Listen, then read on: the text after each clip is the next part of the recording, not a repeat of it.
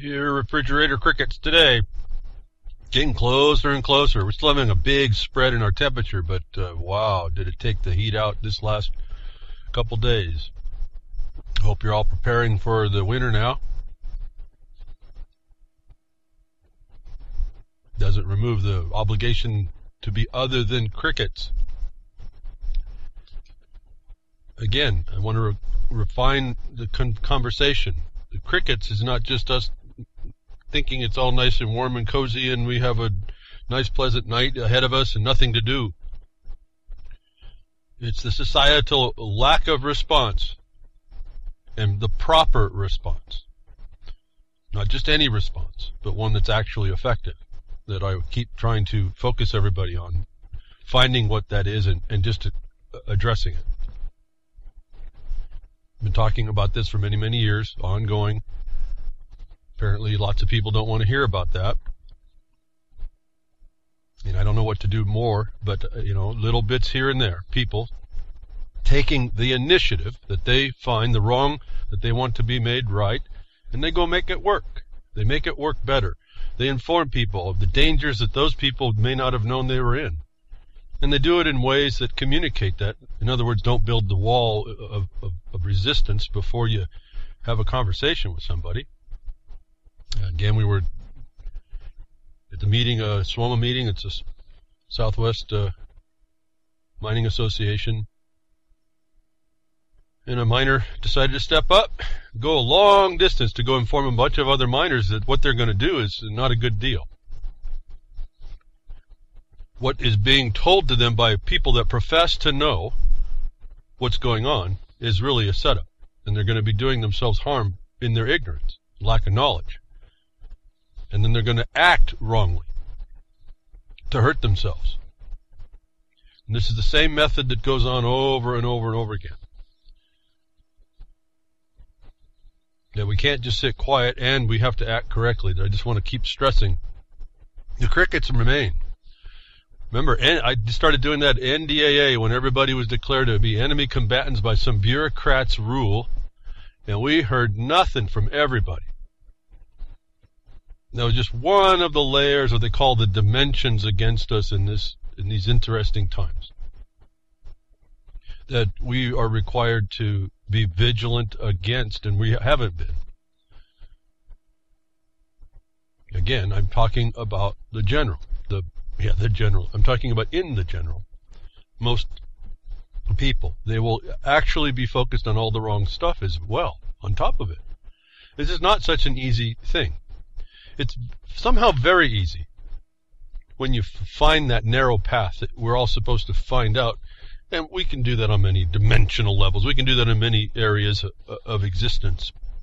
The one I'm talking about is the one that I have to wake up into every day that has a bunch of people, minions everywhere, doing their darndest to impose what the future they want on your future. And that has to be stopped. You have to step up to stop it. And that's why I'm finding this thing in the Middle East kind of interesting in that regard. I was wondering where Russia was with respect to its interests, or what we were told its interests were with Syria. And the give and take that was going on with all that was seeming to be they were giving up a lot when they had the responsibility to step up to help a friend in need. However, we look at that friend as not a friend to us and an enemy. If you want to get into that, I don't know. But Bashar Assad hasn't done anything to me that I can tell. Maybe he wasn't such a nice guy. I don't know. Same thing with Russia. And same thing with the United States. All these governments, all these people that sit in positions of color of authority, destroying people's lives. The UN is no different. They do it even a little different, more subtle. They get you to do it. They get you to stick the gun to your head and pull the trigger. And the methods are really similar. It's pretty fascinating to really watch how people over time, people have distilled down the realities of the fallen nature that people have to be exploited. Different people come to the same realization of how you take over other people. And the common denominator for those that be taken over, are they never resisted in the proper way. or they got led to do things improperly, even beyond their better judgment. They never committed to defend themselves. They never committed to possess themselves enough and care about themselves enough, not in the narcissistic way, but in the way that would any nation would, any peoples would, to defend themselves for an existence for a tomorrow, and a better one, not just anyone. This Middle East thing, you know, we heard it written on the walls. I've been watching it a long time. I had my uncle talk to me way back in the early 70s, explaining to me what the future would hold, and use this book called the Bible to do it. And you know, I'm not surprised, because I believed what he was saying, just because I believed in my uncle. Why would he tell me wrong? That I am amazed to watch how this thing envelops in the Middle East, how it develops just as if it was as he told it to me. How young I was then, and how little I knew about the world to understand even who is China to be involved, how is all these nations to be there, why there. That it's just amazing, if you didn't have another thought in your brain about how this is all happening, that it's there, it's happening. That this is the dynamic of man beating himself up, not overcoming his fallen nature, not overcoming what I exampled, the Abel and Cain response, where Cain, who had a responsibility to do something, failed and blamed his innocent brother, is really the dynamic I see working out a lot. It's not the only thing, but it's one of the things that I tend to now focus. It calls my attention. That part calls my attention.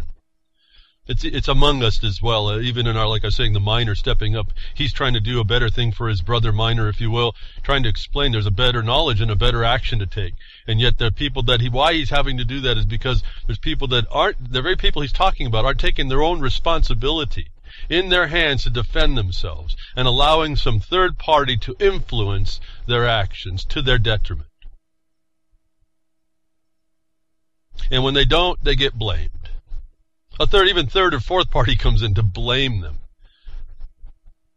And when you see this kind of chaos, you realize there is no order, and there is no actual law yet. And yet, in the statement of that, the reason why there's no law, because nobody that had the requirement to impose that in their own defense, because the law allows it, a natural order of things requires it, didn't step up to do that. And they're that close to changing this, is that making the decision to enforce order in the lives, yourself first of all, and then others, and others, in other words, to protect you and maybe yours in a proper way, an objective basis, not just made up out of chaos and a whim and feelings and hopes and all these things that are just non-tangible. And so we see this dynamic played out in the Middle East. We're seeing finally Russia step up, and I was in fact someone else who I don't agree with his politics now that I read him a little bit more. He's on TV all the time. He actually had the same thing. He goes, he was surprised that Russia didn't step up a year ago, as I've been telling you. But in fact they have. And they're having to finally make that decision to stop the wrong they see and make it right the way they see it has to be done. In this case, this is world powers coming against each other. This is very, very dangerous condition. And I do think that the Russians are playing it pretty sharply, pretty smart. And I think unless I'm going to be shown to be absolutely, completely wrong if these people in Washington aren't the biggest buffoons of history. And that we, the people who have apparent representation by them, maybe not bigger buffoons at leaving and continuing them to allow this nonsense on the world. That said, we only have so much power, even so, as we find out what the truth of the constitutional, at a democracy, a republic taken over by democratic principles, what happens? Mob rule. When mob rules runs, and then mob rule is controlled by the centralization of power. You see how we're just doing it's an aggregate monarchy again, isn't it? We can call it oligarchy. We can give it all kinds of names. The bottom line is it's not the people actually asserting their power as the sovereigns they're told they are.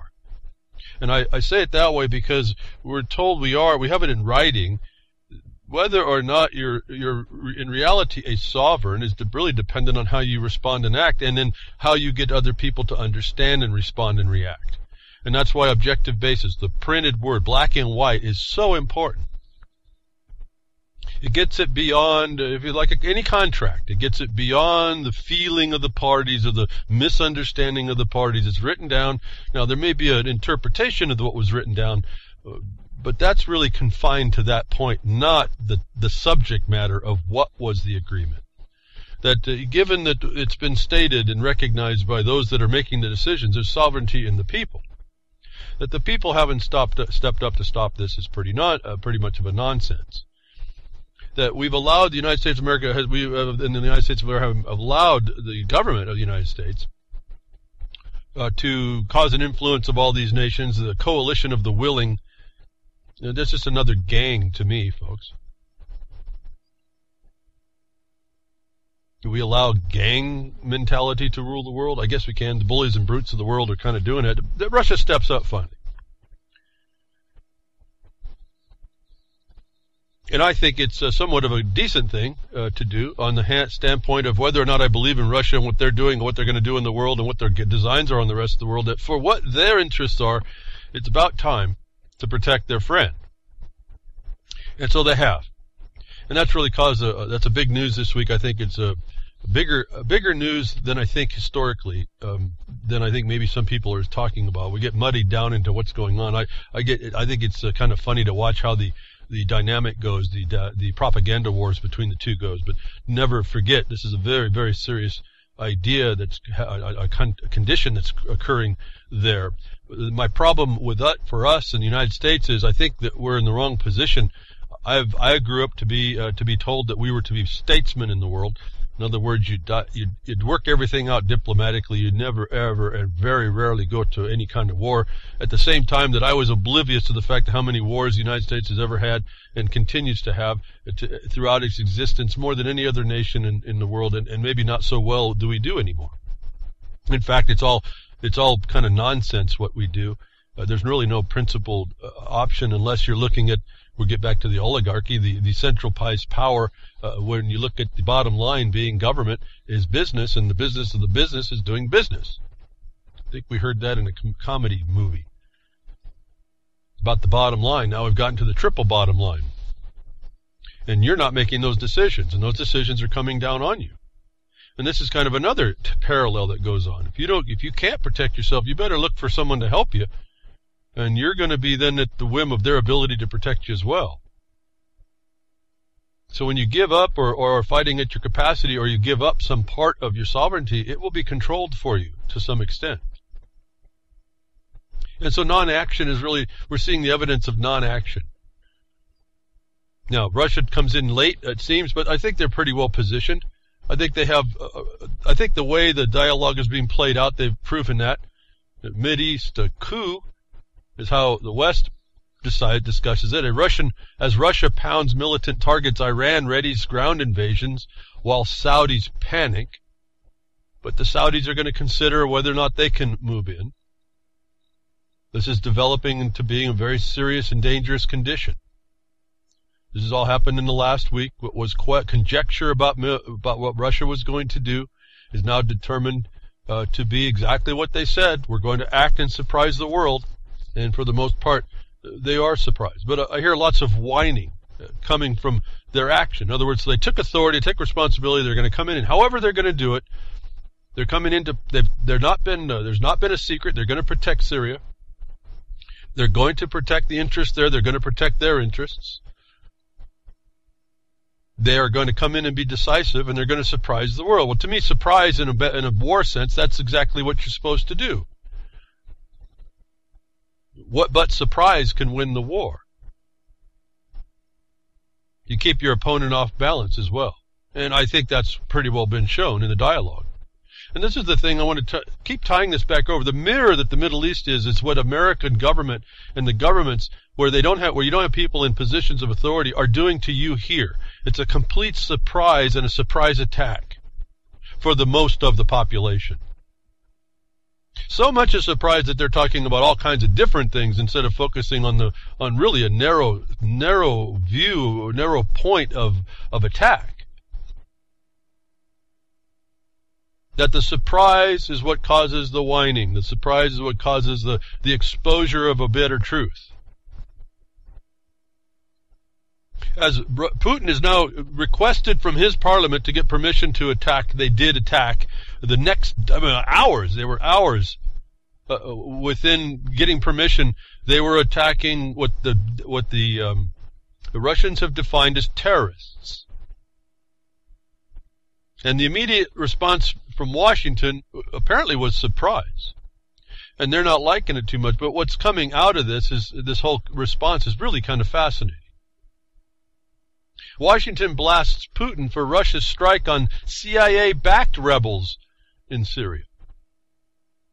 If there was any question, ever, this is completely removed. On Wednesday, we said that this is a zero hedge report. We said that while even we were surprised at how quickly the Western propaganda machine was put into motion in the wake of Russia's first airstrikes in Syria, it wasn't at all surprising to see report surface that Moscow was targeting U.S.-backed forces rather than ISIS.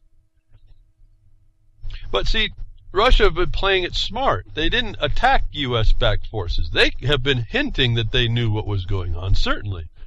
But they have said, and have followed the definition, for those of you that understand terms and words, and as you've been following behind the woodshed, been learning that definitions and terms, and these terms, not these words, but the terms, are important to keep following. But Bashar Assad has always defined everything against him as a terrorism. Doesn't matter who's coming across the border to come attack his government. The government that was democratically put in place by his people on a second vote, no less, that he defined everybody as a terrorist that was coming against him, as he was saying this from a nation, from a standpoint of a nation, not a disparate group of people or mercenaries, which have no state. That his definition of terrorism was everybody attacking him. And Russia has not used any different term than he has. That the West wasted no time in contending that Russia is targeting areas that aren't known to be strategic significant for ISIS. It's only a distinction made by the United States as it fabricated this condition. See, when you look at the term definition of terrorism from the Bashar Assad's position and his request of Russia to fight terrorism, Russia doesn't see a distinction between the al-Qaeda moderate rebels or ISIS. That I think this is a fascinating lesson to us on how language is used to advance positions and conditions, and what appears to be a propaganda can be the truth, but it's a confined truth to advance some other point. In other words, as we were hearing about the aircraft that Russia was bringing in, they made the open claim you're not going to see any MiGs over there. And so they didn't. You haven't seen a MiG-1 over there, but they didn't stop them from bringing their most advanced aircraft over, the Sukhov. So no MiGs. And so this is the word war that goes on.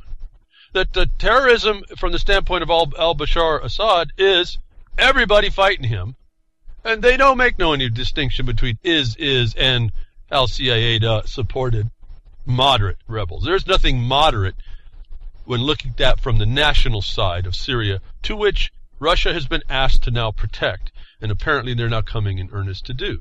U.S. has grave concerns if the Russia strikes outside of ISIL areas. It's not their determination, folks. So you think the United States government, who's going to have, and the British government, the French, all these people, SAS our troops are sitting inside all these so-called moderate rebels. You think they want to get caught being bombed from bunker buster bombs to high technology things? No, they don't. I'm waiting for the reports at this point to see whether or not they're going to see bodies that come from the West, and not just mercenaries that are just coming from jihadi Islamic people.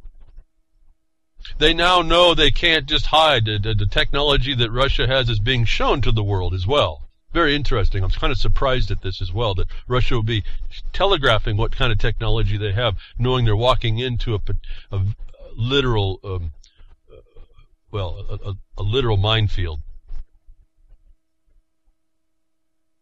Western leaders raised doubts about whether Russia really intended to take the fight to the Islamic State, or merely broaden Syria's regime offensive against a wide range of other opponents, is a misstatement by the United States, or a stupid buffoonery statement, because they have never said anything other than that they would be broadening Syria's government, not the regime, but their government, to protect Syria.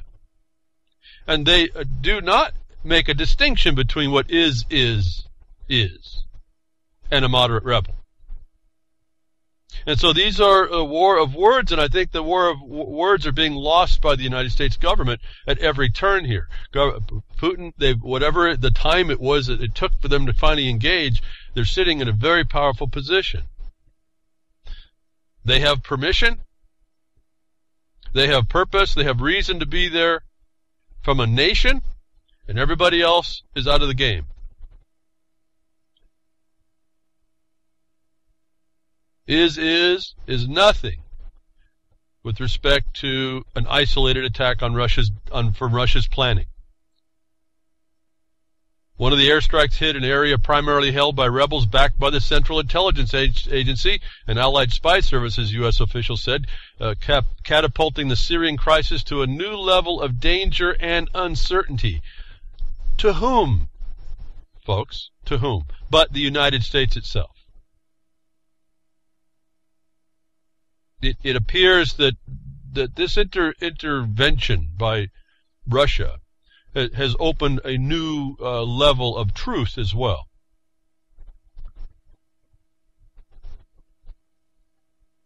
See, now all the forces that are protected, they're coming under the color and the banner. Remember, the British forces were actually dressed in uniforms, flying their black flag. That's not going to be so easy now, because Russia's not telling anybody what they're doing except get the heck out of the airspace. In fact, they may have now established, and I'm not sure whether this is the fact, I haven't had a chance and I don't have eyes over there, whether or not they haven't in fact put a no-fly zone out. You're seeing Russia's dominance now coming into the world, into a world military power right in front of us. And I don't think that they weren't before, but now they're made the decision to wield that, to say, no, what's going on here is a wrong, and we're going to make it right. Now, that said, they have some lessons, and I don't think they're going to get embroiled, and now we hear the deals coming down with Iran and Syria to work this out with Iraq. So this is developing into the decision to defend Syria to a final point and not embroil Russia like it got embroiled in Afghanistan before. I think they did learn their lesson, and there's no need to be involved. And I think they've gotten Israel pretty well scared on this point. And I think that when Syria was able to finally take out an Israeli jet, I mentioned that the weapons were probably Russian to do so, the more advanced ones. In fact, that now comes to the news. Actually, Netanyahu has admitted that it was Russian. It's Russian weaponry that's taking down their aircraft and ships. So Russia was supplying these things to protect Bashar Assad's government. Administration, I should call it, no different than the unqualified one's administration. Voted in, however it was. Bashar Assad probably more qualified in the office than the unqualified one for us in the United States government as well. But their main whine from Washington, the whining that comes out of being surprised in a war, talk about military intelligence being an oxymoron. They call it Putin, he deliberately tries to do things to throw opponents off balance, and he's always trying to get some sort of element of surprise and tactical advantage over people. That's sort of what keeps him going in this constant springing surprises and flipping events in his favor. But isn't that what a good general would do anyway? So this is the United States whining that they got surprised. They're just explaining to you why you do that. And they're completely outpositioned at this point. And so they were going to vilify the guy coming to with permission of the nation that's invited him to come protect that nation for whatever their mutual benefit is, and not with respect to anything I or we or anybody else would have to say about it. It's not for us to say, actually. The United States decided to put its nose someplace, and I think it's going to get its face slapped again. And the whole bottom line for this trick, it's this springing. You say the springing. Actually, it's the springs that are causing destabilization, and I think Russia's going to go take those springs out. And if they don't, we're looking at an even worse condition globally. Even a worse condition globally. We will be watching the seeds if it's not. See, I'm very hesitant to say these are the fulfillment of things we've read in the books. In this case, Armageddon. I'm cautious to say that that would mean this. I don't know how bad it gets, but this is one of those events that will be up there in the historic, in the annals of history. This is not working out to be very good. We seem to think that if we're not there, that it doesn't affect us. I'm suggesting to you it very much does affect us. And that's why I want us to pay attention to these things, why I'm taking some time to spend. The dynamic that's going on shows us exactly what we're supposed to do as a people when in this case, the United States of America, or any of Britain, Australia, France, all these places have come against their own people. This is no different an attack as the moderate rebels are putting on the government and administration of Assad. Remember, they're focused on that. They just want to destabilize the area. This is no different an attack. We have our own propaganda in the West, produced by these same players on the global stage. And because the Battlefield America was declared, and again, I went to crickets because the nation agreed. I didn't want to see that. I want to remind you, with this with Russia, with Washington saying, "Hey, you were supposed to go after the terrorists. You were supposed to focus on and they said, and then Russia responds, "Well, we did."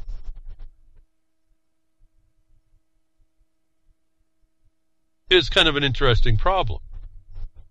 That America wants to focus everybody on is. In fact, it's not the whole problem with respect to someone else's problem. But for you, is all there is. And so you got to be careful, apparently. And here's a reminder, don't retweet is, or you will go to jail. For those of you that do the Twitter, don't retweet, because according to the report in the New York Daily News, the FBI considers your retweets to be endorsements, especially when it comes to chatter about the terrorist organization is. According to court documents filed on September 16th, the organizations tracked the Twitter actions of and then arrested a 22-year-old Queens resident, Ali Saleh. Apparently, Saleh had been sharing his increasing the intense thoughts since 2013. What I say about making stuff up, folks, using big data, using technology to suck you up and make up stuff. While the feds aren't going to come to you, your door, for a simple tweet, tweets, retweets, and maybe faves are indeed signals to law enforcement officials, they say here, that you're potentially heading into a dark direction. The FBI had Saleh under microscope already, and the following tweets didn't make them go away, and they list a bunch of things about talking about he's just tweeting about things about is. And so we're back to this thing when what happens is what's going on and fabricated, made up out of nothing more than the harebrained scheme. What's made up in Middle East now comes to your house in the form of a Twitter that you might say respond in confirmation of what's going on with is or support it or not support it. Doesn't matter. You mention it. You start your dossiers being built in the silent weapons and quiet wars against you over something that's invented for the purposes other places are being used to be destroyed. I'm trying to get you to see the fulfilled connection globally. What they do now is globally done. What works somewhere else works in your backyard. Or worse, it works right at in your house, whether it's your bedroom or your computer room or laptop and your couch and in front of your TV, your refrigerator. These smart but non-intelligent uses of technology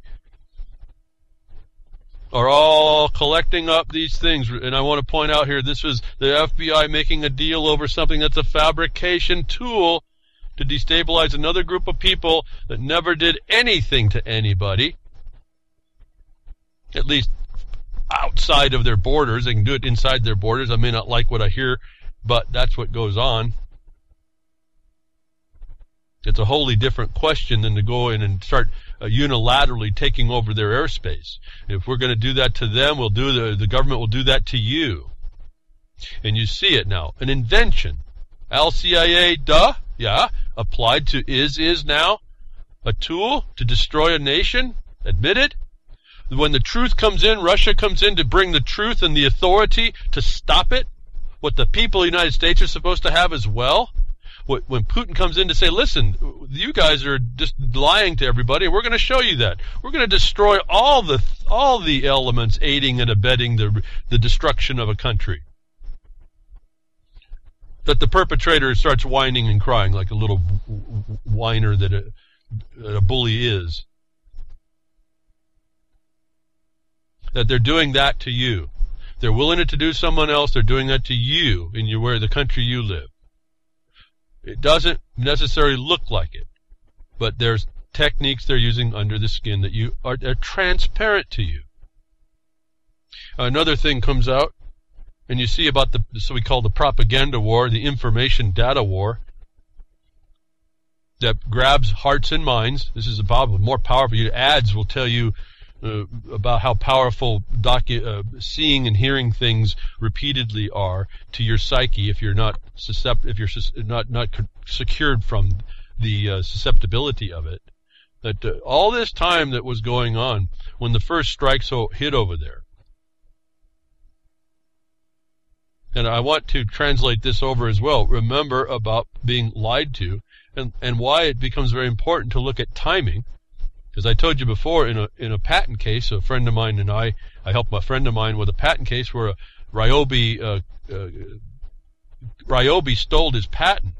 It was the timeline that I used of events that proved a fraud by Ryobi that was able to get his patent back. So then the civil war of the courts, the timing was very important to bring out a truth that was otherwise hidden from view. This is one of the first things that came out here with the whining that went on about Putin attacking moderate rebels, which are really just terrorists to Assad and Russia. That Putin said that the Russian jets that were claimed to have killed the civilians, and we saw the videos on, emerged before airstrikes even started.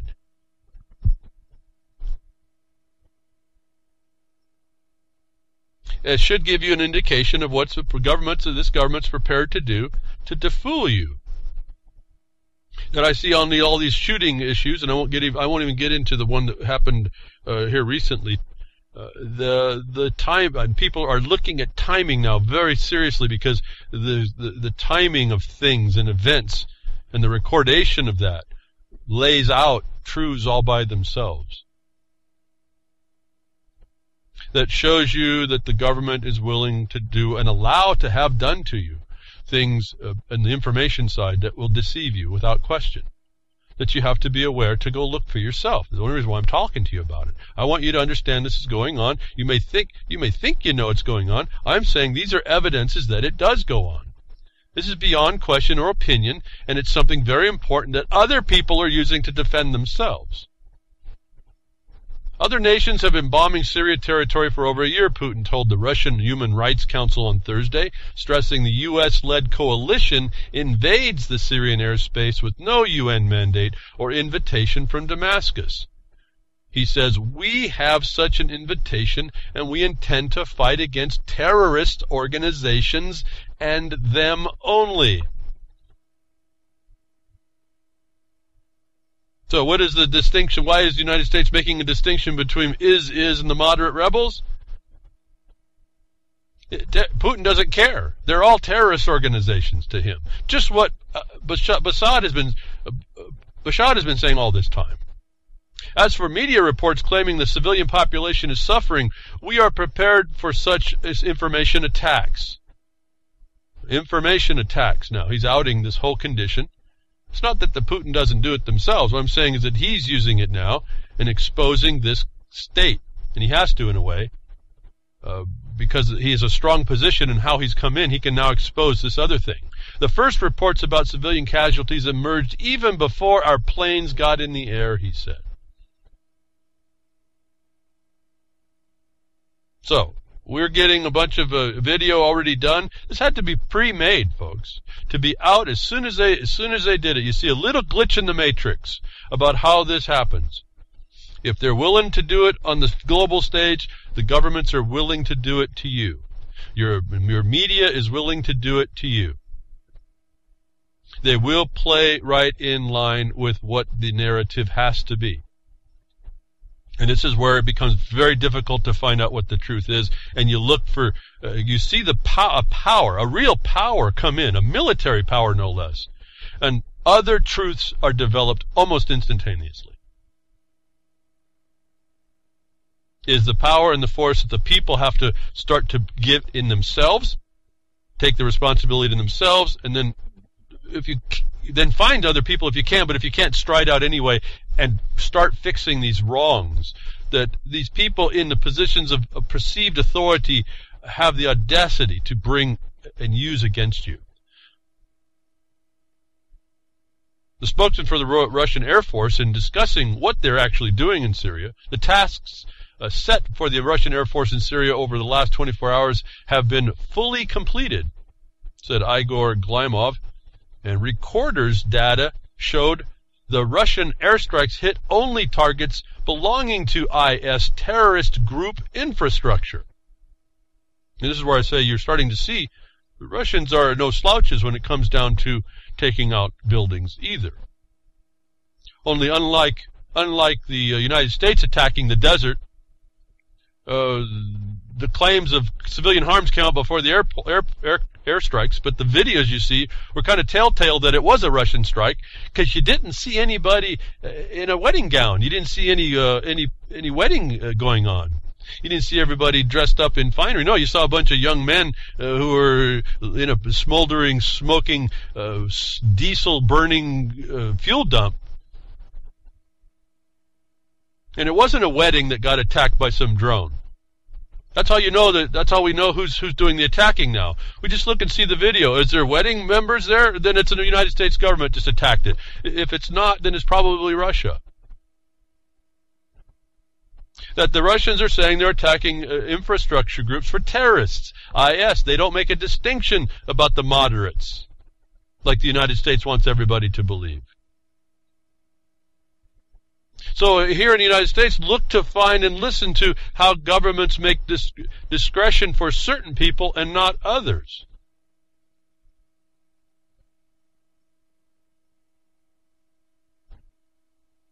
Look for processes that are preferred than others. In the global information war, look for certain special interests that get preferred over truth even. Look who comes and gets attacked and how they get attacked. You see, the same thing happens. You get it come to test the suppositions and statements of another party, and those that come to question that become vilified. No different than Russia was before they even had aircraft off the ground. Oh, you're killing civilians and you're attacking moderate rebels that we are a part of, was the contention against Putin, is the contention you hear in other places. You're coming to attack our babies, our care, and it's all a fraud. So we have the double problem. We always have this double problem, it seems, that they're built into this. It's kind of like that felony I keep telling you about. Not only there's an omission or a commission, it's taking away your rights, property, and interests that is done under a color of authority. So you got two violations there. the fraud of the color, and the act that's the actual action of the crime, that itself makes a third enveloping crime. That we, if you just see, you can look around and see this going on almost everywhere. I don't want to say everywhere, but because that would make me sound like really out there. But it really is when you get to government impositions and government just impositions. It doesn't matter if it's at the level of bombing people or just at the level of a code enforcement, maybe jumped up a little bit where they're beating you down and beating you up and kicking your spleen in and letting you on the ground and laughing at you. These are all, you'll see, a color of authority diminishing your capacity to be you, to act on your own, and to do so under some peaceful nature. There's always a destabilization that these people bring, are a common element across the board, everywhere. They also put themselves in a higher position, everywhere. And they all talk down on you. All these people, you'll notice, they always rely on some sort of an authority. We've been talking about this guy coming along, bringing up this Pope, bringing up all this nonsense. He's reiterating all the nonsense that's been being put upon as a question put upon the people of the world. And it's all based on nothing more than their imposition. There is no actual substance behind what's going on. Like is. It's a tool, but what did Russia go bomb? Did they go bomb is? No, they went and bombed the actual actors, who happen to be United States-backed people trying to overthrow another nation. And so the bullies started whining about how they got hit so hard. And you're making things uncertain for us now.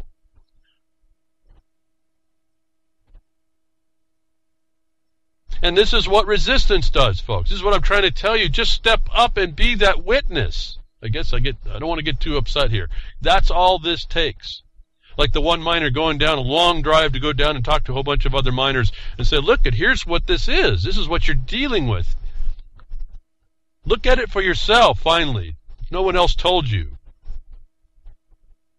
And the act of compassion and caring to go help other people makes the difference, not to everybody, but to some. And maybe just enough, you never know. That the resistance to the status quo or a direction that someone wants to drag you through is what at least becomes the millstone around their neck. Because at some point, they have to answer for why you've been so tenacious. And the more diplomatic you are, and the more supported you are in facts in black and white, I think the better that you'll do. So I'm not saying that we even have to go out and become treacherous and evil like them. We certainly have to have quality strategies and tactics, but they don't have to be. We can be our example of the better way we would like to be treated and have others treated, as well as accomplish our goals. And that's really the actual ability to do that trumps anybody who just says they're doing it. Because you can find out what those just talking are trumped immediately by the truth if you bring it. And the only thing I've known so far in the last 10 years of doing this, actually doing it, not just talking about it, but actually working with it, getting in the trenches, is the narrow path of the objective basis you find in black and white, what we would call laws or statutes and this and that. I don't care what the source is. I find who's supposed to be obligated to whatever those are, and I use those to speak to those people that they're obligated by. See, it doesn't matter to me whether it's a corporation or a de jure government or an overthrown government. I find what the obligations are.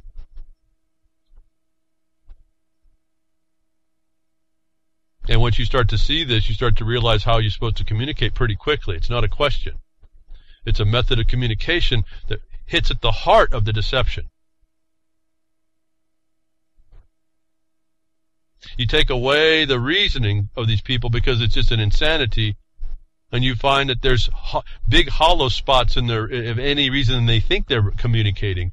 And you really and better explain that to others that are listening. And you've done a tremendous work in the world, and it didn't take a whole lot for you to do that.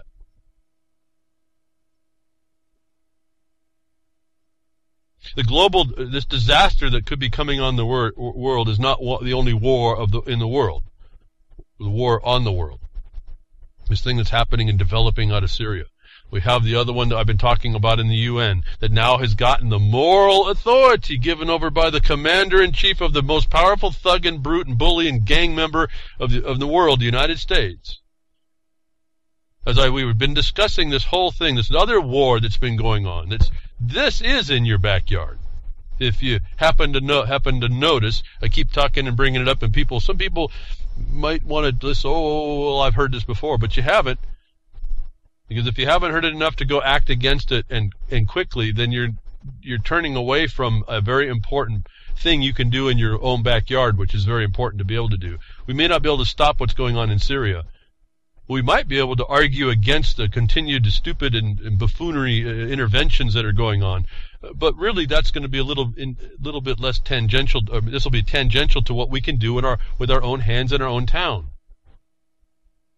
That we hear these deceptions come on, and we hear this guy come in, this Pope, and we hear him talking a bunch of, again, I wanted to point it out, in this story we read in the news, I hope you all went to the Blogcaster page, you could read it for yourself. He's a politician, this Pope, and he's a scientist, so-called.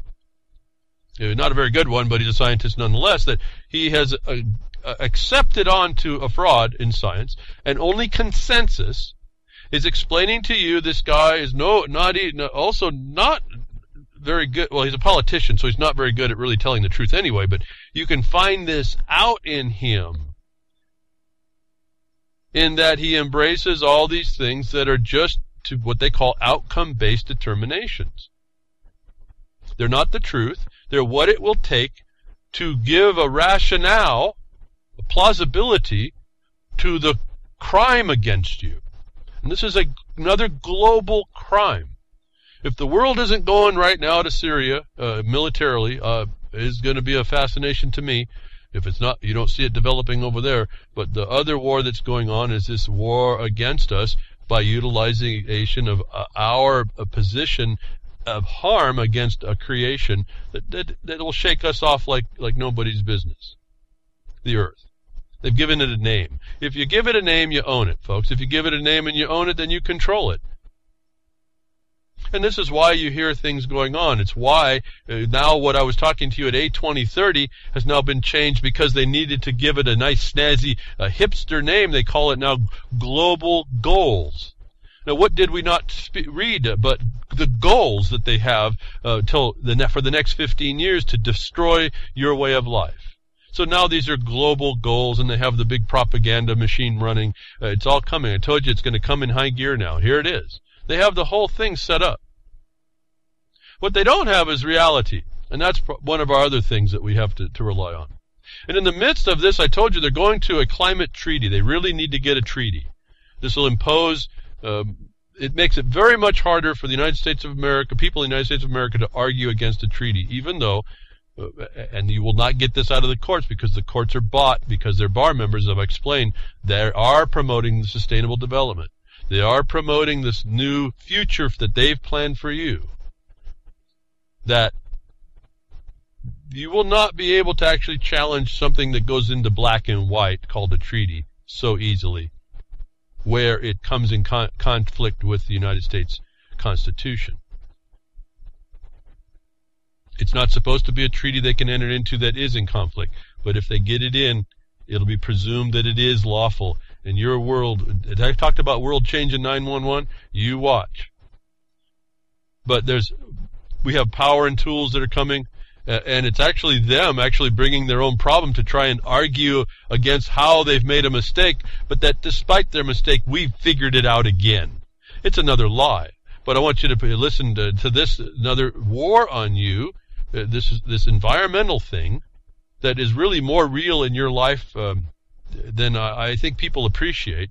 The oppression that it has been bringing to all your laws, your property laws, the way the laws are interpreted, the laws that are used against you, how they're used against you, what's being allowed to be used against you. It's all happening right in front of your face, and I hear crickets.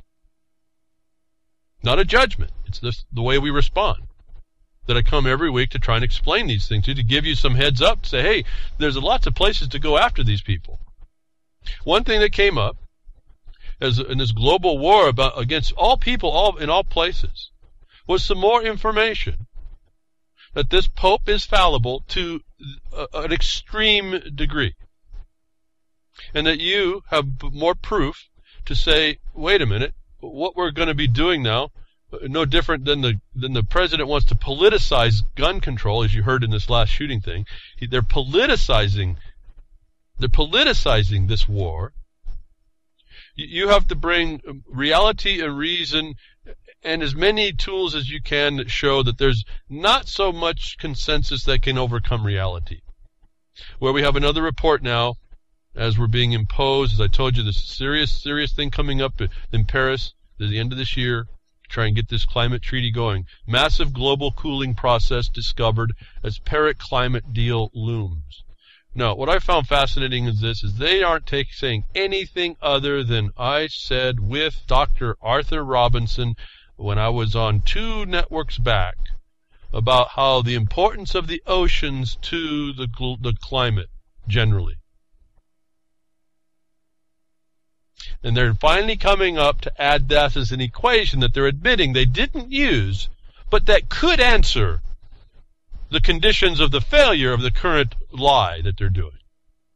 As world leaders get ready to head to Paris for the latest pact on cutting CO2 emissions, and that's the wrong focus as well. We also said that as well. Remember, there's bigger, more powerful greenhouse gases than CO2. This was another red herring gas as it was, and then we find out NASA proved it was a mitigator. Why? Once NASA proved it was a mitigating gas to temperature, a thermal mitigator, why did this continue to be a question? Is beyond me. But CO2 emissions are going to be being the target to cut. Remember, they already have the carbon market set up. Now they can't back out now. They have to fulfill this outcome because the whole world economy is changing to these things, these subject matters, for purposes of centralized control. It has emerged that there isn't as much urgency about the matter as had been thought. A team of top-level atmospheric chemists, boffins, which I found out was British slang for technologists of some sort, scientists, doctors, these kinds of things, boffins. Chemist scientists apparently, and technologists, from France and Germany said that they have identified a new process by which vast amounts of volatile organic compounds, or VOCs, are emitted into the atmosphere from the sea.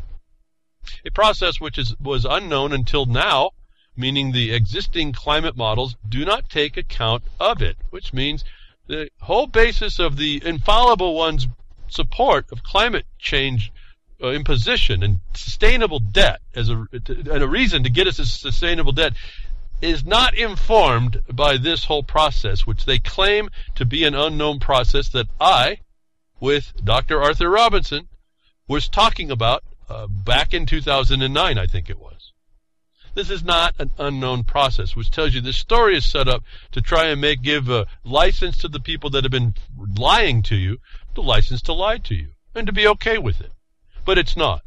The dynamic of the ocean is really a fascination of what it does. What this is almost like if I can say it this way, it's not really because it's not air, but it's like a lung of the earth. It's a breathing function of the Earth's climate system, but it's long scale. Well, not just. It's mostly long scale for mass temperature, but it can be kind of quick depending on how the ocean turns and interacts with that air layer and the radiation layer. And inside this soup of nutrients is more biological organisms, isn't there? But see, the IPCC focused, the UN definition of global warming, it constrains it to anthropomorphic causation, which is man-caused. Humans, you little monsters, doing all this to yourselves. That we said way back when, they're not taking into consideration the response of the oceans and the life in the oceans, and the major life of which is plankton, the animal and the fauna, the plants and the animals. In this case, we're going to be talking, or not going to talk too much more, but to point out, there's algae in the ocean that produces so much more volatile organic compounds as to just dwarf a lot of what anybody can do. That there's this whole world is this, it's a life. Carbon is part of the life. That some lunatics have, and the Pope included, the infallible one, agrees needs to be controlled. And what more lunatic is, they think it can be controlled. That the effect of VOCs in this calculation that wasn't part of the IPCC consideration that they're going to try and get a treaty on now. The foundation of all this, of which they have no clue. I've said their models are not complex enough. That the Pope buys onto this, makes a whole encyclical, and this is no small thing when an encyclical pops out. The fallible one agrees as a scientist that this is something, and now it comes out just right after, in the same week. I'll tell you, the coincidence is just fascinating. Oh, these climate models don't have this very important part. The effect of which is that the air is from these are to cool the climate, another thermal mitigator, like carbon itself. But there's more organic compounds. As we were saying, water's also, I guess it's a mineral, but it's a compound. There's a methane. That's a compound, much more dynamic than carbon dioxide. That all these failures in the model show you how fallible this situation is, that you still tolerate people talking about climate change. When the peer-reviewing scientists came to investigate and became called heretics, that those of you that remain silent, maintain cricketdom, are going to watch, because of your silence, this fraud to come on us in the face, and the notice to you that none of the models are adequate to do what they're doing. That for as little as it sounds like it might work, might be of any value, I do think they do have value. We saw that it does have value. You send en masse your writings to the people that are going to be sitting in the seats of decision. We have a treaty to head off, folks. I think Dr. Thomas Kaufman, or Michael Kaufman, he was able to do it by taking that map you've noticed, if those of you that have been around, the yellow and the red map, the biodiversity map, but where all the people were going to be, the green little spots where all the people were going to be, were just these little bitty spots, and the whole of the United States of America was off limits. He presented that map all by himself, did the research, presented that map to the Senate, and that treaty back then didn't pass. That we are going to need that kind of a thing again as we get a handle on how this fraud is being perpetrated on us, to exorcise it from us once and for all. We need time, so we need people. We need the mass action, which is a lot slower, but in fact it does work. These VOCs cool the climate down, and thus climate models used today predict more warming than can actually be expected. Indeed, global temperatures have actually been stable for more than 15 years, a circumstance which was not predicted by climate models and which climate science is still struggling to assimilate. Isn't that a slap to consensus? So just in this article we have, I start reading, I realize I'm just reading. You can read too. You can read fast as you can read without my interference, if you were looking at it, without my interjection. If you just focused on something that was wrong, that you noticed was affecting your life and the lives of the future generations, as they want to say, the life of your little ones and your progeny, and you don't look at this the way they're trying to take it down on you, taking you down by their plan, and you don't interfere with that plan, the failure of the knowledge applied is going to be your failure for not acting against it. The silence in the war against you is your silence, is something I put on the top of every page, Blogcaster page.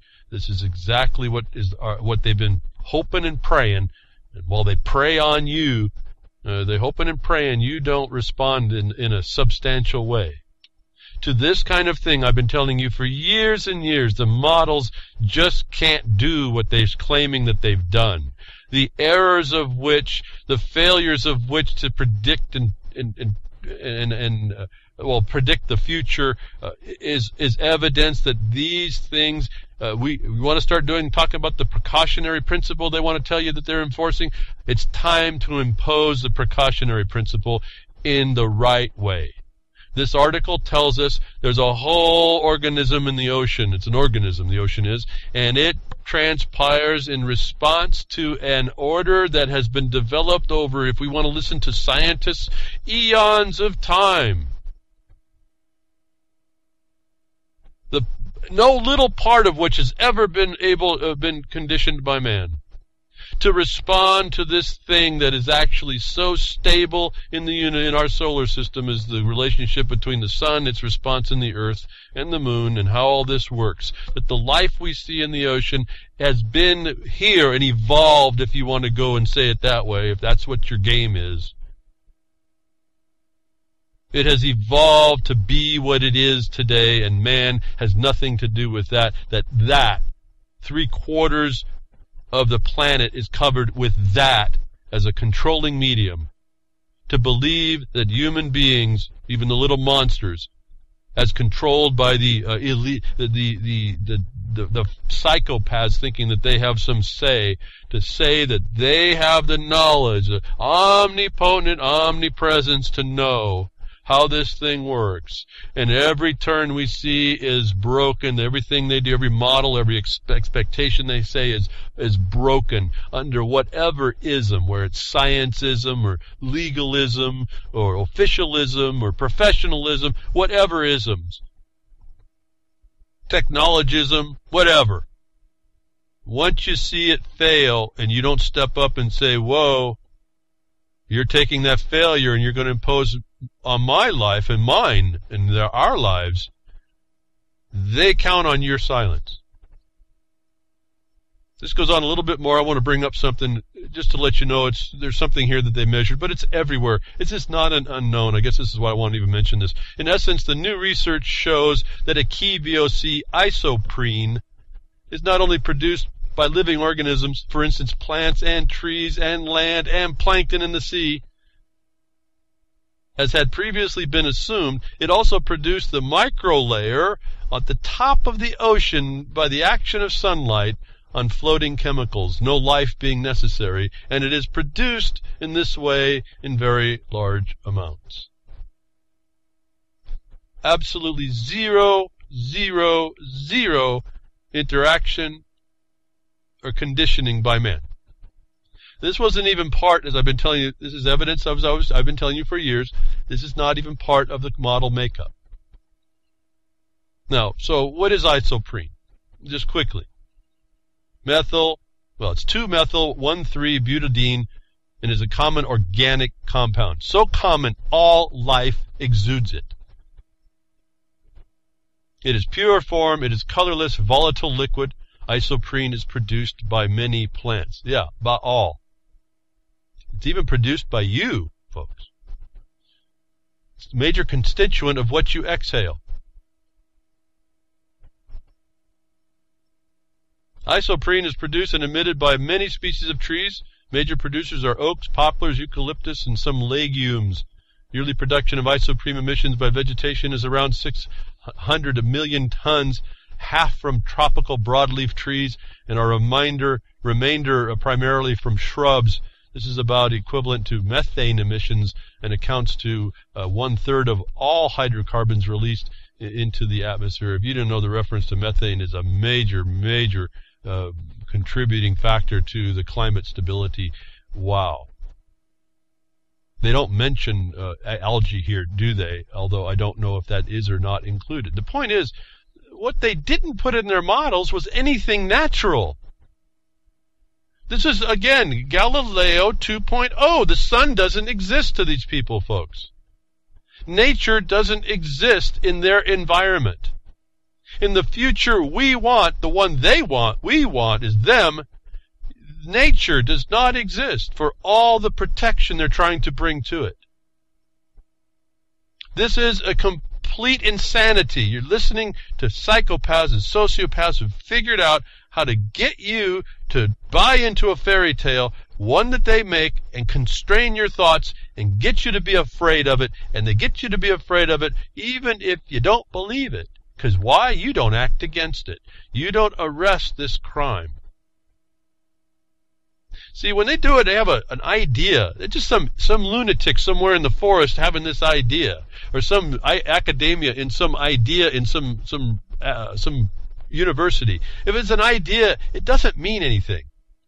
When they use that authority, some politician somewhere has this idea, it doesn't matter. But when they use those authority to use this lie to come against you and defeat your property, and then you watch them put on a global agenda 2030 that they now put under the brand of global goals, just a goal. It's just an objective, folks. They'll tell you it's an outcome that they want based on these goals. That if you don't see that this is set up against you and argue, not argue, but arrest it, this is coming on your life. And this Pope has religiositized this whole condition, and it's a falsity. It's a fraud. It's a universality, is what they'll tell you. And it's devoid of all reality. And here's another example. As I've told you before, I went back and found it. The last time CO2 was this high, humans didn't exist. Why is that, folks? You know, they said this is unknown. This isn't unknown. But why? We were talking to it before. The CO2 was higher when humans didn't exist. Supposed, if you want to believe in that theory of our existence here. Even so, how was that the fact? I told you, the plants under CO2, they grow nuts. The temperature rises, they go nuts even more. As long as they've got nutrients and sunlight, the plants go nuts. We've got big, big plants. They're all doing their isoprene thing. They're all doing their carbon dioxide thing. Remember, don't forget the mycology, the mushroom fungus and mycelia in the ground is one of the biggest organisms that produces this stuff.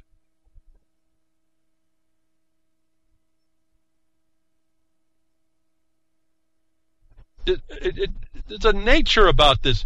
If you go on the long-term side of this, nature has developed itself to respond to the condition that it sits in with the sun where it is and the moon and all this stuff. It has grown up to agree to this. It's been able to grow up to because it does agree with this. And now I'm just having a flash. Maybe I misspoke about the mushrooms. At any rate, it's opposite. I think it's opposite. At any rate, mushrooms are one of the biggest contributors to this. In fact, the mushrooms in the ground and the trees in the air, they actually work in a symbiotic relationship. And so you see nature building itself on what's available to it. And that included the sun, that included the ocean, that includes what the ocean does contribute to climate. And things change, so that has to be a variable as well. But CO2 was higher before. How could that be without humans? Under the IPCC view, under the Pope's now law, encyclical, the infallible one says this has got to be what we are having to do because the science is settled. Humans have to watch out what they're doing. If humans weren't involved and the dynamics were worse, supposedly, than what humans could do, how is that even rational? How is that reality? And we're still here after it is a whole other thing. Oh, there's a cycle then determined. Humans didn't exist, so the little monsters, couldn't have had anything to do with it. Now do you see why? You see why? Maybe was that a Vince Easter? That just channeled Vince Easterly. Now do you see why? Do you see why? There's a nature about this. It's just a natural occurrence. It fluctuates. Life isn't so stable, but it is stable. It's got a variability depending on conditions. It was higher because other things were higher as well. Isoprene was probably way more. Methane was probably way more at the times that humans didn't exist. And yet humans are being blamed. You little monsters are this Pope and this UN that he's now, it came backwards. The UN was promoting it, but it actually came from the Pope, the Vatican side of this. The Club of Rome, they're going to beat you with that Club of Rome. They completely looked and said, no, we're going to blame people for the condition of the earth. And we're going to completely disregard the nature we say we protect. And we're going to get them to believe that fairy tale. And you know what? En masse, you are. All of you are. And if you don't see the threat that this is, and you're silent, well, we're going to find out you may become, Soylent Green. The crickets are going to go to become this nutritious, they'll tell you it's a nutritious gruel you get to eat, and you'll be part of it. They're blaming people for what happens naturally to nature. It's really a brilliant thing, and they're getting people to believe it. That people stand by while everything's going on. This unqualified one gave a supposed moral authority that never existed to do a dastardly deed. Didn't find this to be concentrated evil. That people haven't seen that. It's just, to me, it's par for the course. Weren't we just called enemy combatants and didn't respond? But these threats are very real, and as long as we stay silent, we're just going to watch the fruition of the plan against us. They want to talk about, doing all these warm and fuzzy things. Oh, we got to save the earth, and we got to start doing more carbon cutting. It's not even a point, folks. That last report says that there's more life in the ocean to outdo whatever contribution you could have ever thought about, to render the whole thing as a stupidity at one level and a crime at the other. But here's what they're doing. See, it's a tool. It may not be enough to call out the fraud there, and it's really irrelevant at some point when you find out this is what they're doing with this Club of Rome fiasco nonsense to pit you against your own nature. It came out also in the summit. I hope I didn't read a couple of things last week on purpose. I want you to go to the Blogcaster. I want you to read them, because in these reports is the clue of how and why they're doing what they do. And for me, it's confirmation of what I've been telling you was coming. In other words, I'm always checking. Have I been telling you all what's the straight and narrow on this thing? It's so wild. It's just almost too unbelievable. Notwithstanding that, I don't want to be wrong. I don't want to give wrong information. Ideas come to me. I'm called to give you certain information. Sometimes more important than others, and certainly not so formal. But I tell you certain things because they are important to know, because you need to know them, because you need to use them in a resistance. That I didn't read something last week, but I want to read something because when I went back, I said, no, there's 2 points here that you have to understand what they're actually after with these tools of deception that they run on, like poverty. We found out poverty was the forced contribution of shared prosperity, which is sustainable debt to everybody so they can take all this debt they suck from you as a parasite back to go put more people into debt slavery. This is in the goal. They put it under poverty. And poverty, I told you, that's just a definition that they'll define it by something just below austerity. And austerity will be just your basic needs, and that's all that they look around. They control everything you need.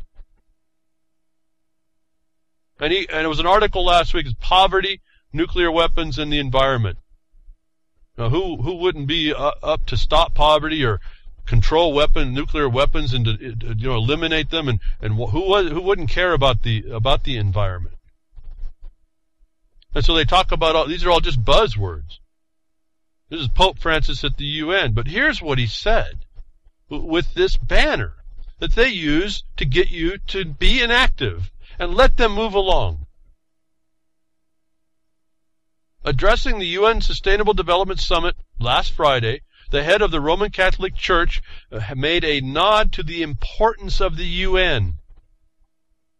Remember, they're a non-state observer influencing the UN. Remember, the Holy See sits in this institution. Now that technology has enabled humanity to overcome distance and frontiers and, quote, all natural limits to the exercise of power. Technological power in the hands of nationalistic or falsely universalistic ideologies is capable of penetrating tremendous atrocities. And if you've been listening to me for the last few weeks, even if you've never heard me before, you've just heard what he said is applied to him and his organization, and that they're using technology to take you out. Just like I bring up the silent weapons of quiet wars, and we were told it was about data, and I said they fell short. It's about big data, and that's going to be not only on a nationalistic sense, it's going to be on a commercial sense. That all of this is to remove all natural limits to the exercise of power. Should terrify you. Technology has enabled humanity to overcome distance and frontiers and all natural limits to the exercise of power. There is no limit to the evil here. And technology is the tool for its execution. Technological power in the hands of nationalistic, or here's the quote that means the Catholic religion as it's being imposed upon people, not the faith that people have believed into, isn't his call for universality. Consistently, as I've been identifying, what did I say last week? Look up the word universal. This UN A21 agenda, which is a bigger thing than just this. This is just the next 15-year plan. They talk for universality. It's an ideology, as I keep mentioning. It's a false ideology. It's based on no foundation and false foundation. Isn't it the falsely universalistic ideology that he speaks of, that the technological power is used in the hands of those with this falsely universalistic ideology that is capable of perpetrating tremendous atrocities? And isn't that so? This guy is speaking about him, his organization, what the plan is going to do, and he's talking about it in the seat of the actor that's going to do it, the UN.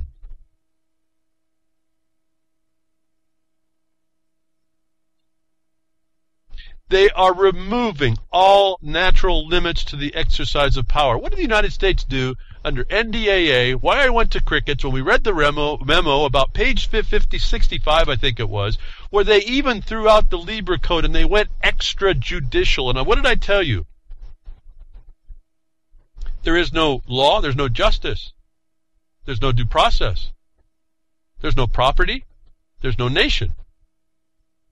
They removed, by that statement, all limits to the exercise of the power, which will have to come as a military force.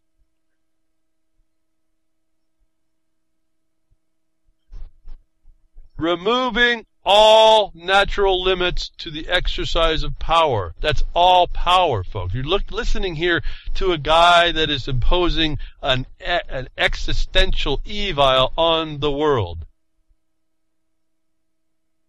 And technological power is instrumental in accomplishing that. He's telling you that technological power in the hands of falsely universalist ideologies, as the one he's pushing, is capable of perpetrating tremendous atrocities, and that's what they intend, folks.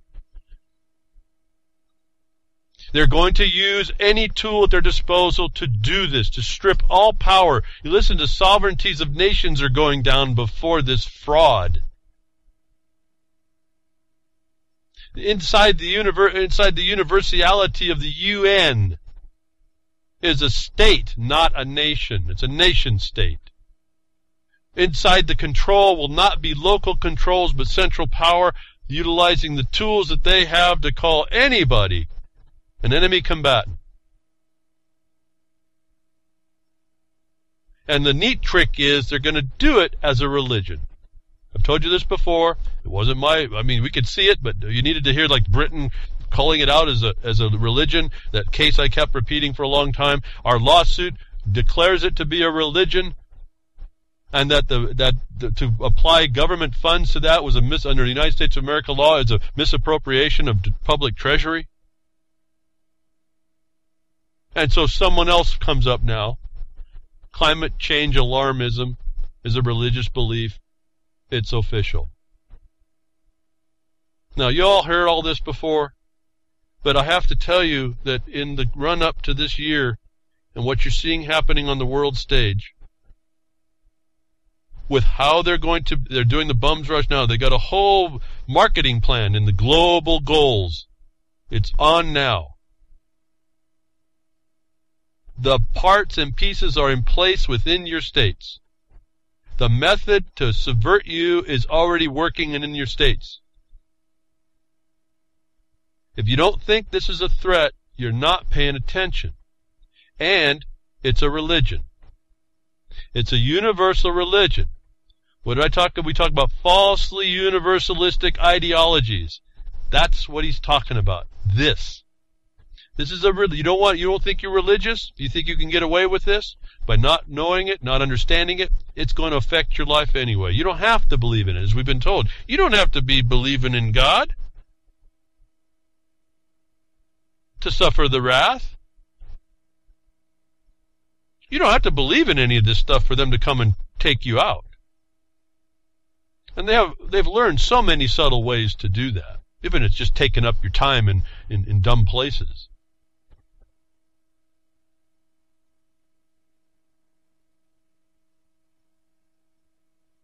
With this Pope coming in, having the moral authority to say so, the climate debate is over. As I was telling you, don't make it a debate. It's a fraud. It's a crime. But this is the meme. The climate debate is over because the moral authority has spoken, understand. And this influence is global on all nations. It won't matter what faith, because he's taken the high ground. He says, all you religions are just spiritual. We're talking about the physical world now. We're talking about the creation. And I'm the moral authority over that.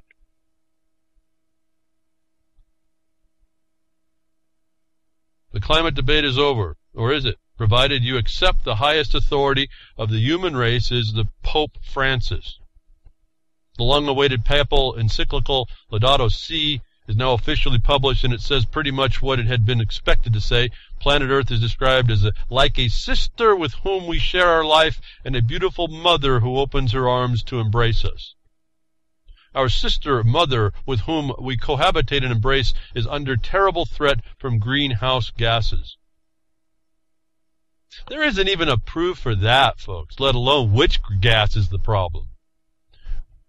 We are presently witnessing a disturbing warming of the climate system. In recent decades, this warming has been accompanied by a constant rise in sea level, and it would appear by an increase of extreme weather events. Humanity is called to recognize the need for changes of lifestyle, production, and consumption in order to combat this warming. Most global warming in recent decades is due to the great concentration of greenhouse gases, carbon dioxide, methane, nitrogen oxide, and others. Didn't see isoprene. Released mainly as a result of human activity. Is it, folks? Remember, this is a scientist as well as a politician. We are witnessing a disturbing warming in the climate system. Are we? None of these statements are the truth. None. And yet the climate debate is over because this guy says so. If you agree in his authority. That's why I call your attention to if some decision is made under a color of authority to interfere with your life, your production and consumption, that's a felony.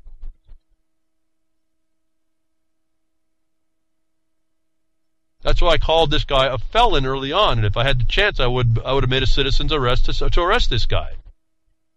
He's advocating a trespass into your life, and it will happen if you remain silent. An earlier pope made it pretty plain that the encyclicals like this one aren't just discussion documents. And I've told you here, if you go read the international documents between the Papal Bull, Stein, and what those Papal Bull, Stein say to the world and the leaders, you'll find out this is no joke.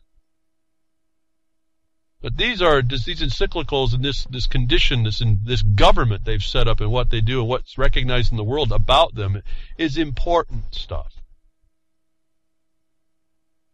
These are not just opinion pieces. For as fallacious as they are, they're not opinion pieces. For as unsupported as they are in reality, they're not opinion pieces.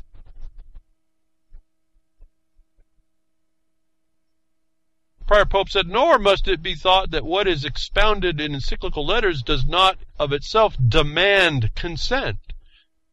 If the Supreme Pontiff in their official documents purposely pass judgment on a matter up to that time under dispute, it is obvious that that matter cannot be any longer considered a question open to discussion.